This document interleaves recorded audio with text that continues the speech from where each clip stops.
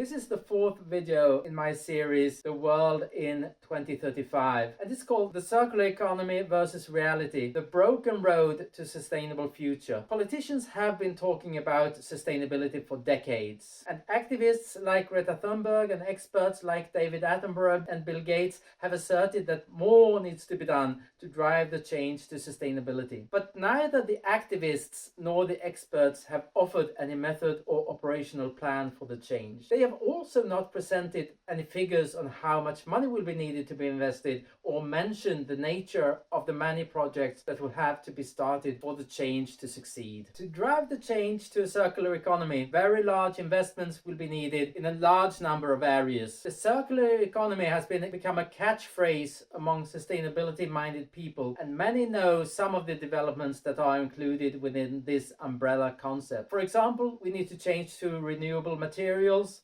local production, modularization and standardization, reuse and repair of products, etc. But so far, only small-scale projects have been run in each of these areas. I've been involved in several such projects, and I've had the opportunity to observe the progress of others firsthand. In 2018, my book Circular Business Models was published that discusses the changes to a circular economy. And to change production and distribution systems to a circular economy on a large scale, resources need to be focused in particular prioritized areas. Large-scale change will require much larger resources than most people expect, and it will require managed change programs. To implement renewable materials, for example, on a large scale, large development efforts will be needed. Raw materials will need to be grown and harvested on a large scale for these purposes. Hundreds of large-scale plants will have to be built, and cost-effective supply chains will have to be developed. Tens of thousands of new companies will need to be started that will use renewable materials for the same number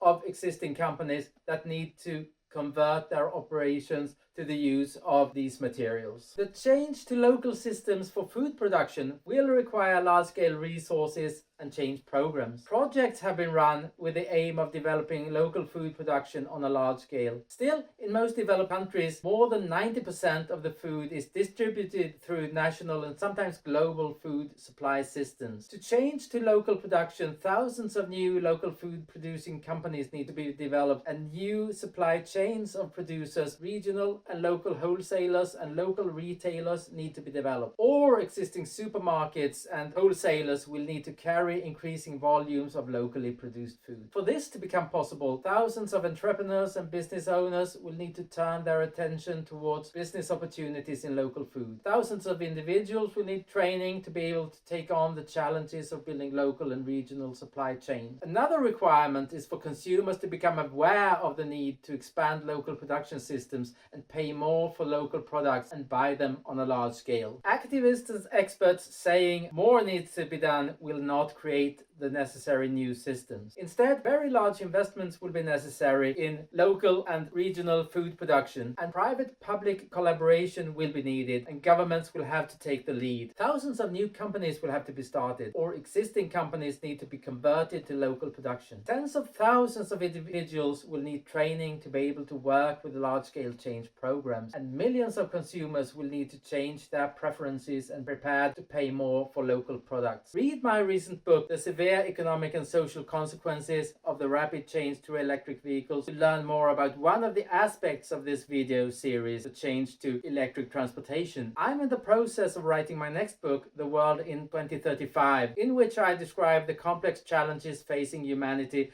over the coming decade as the present generations will tackle the complex issues of implementing a number of new technologies. If you're interested in the change to a sustainable society and you want to know more about the technology changes of the coming decade, please press like and subscribe to this channel.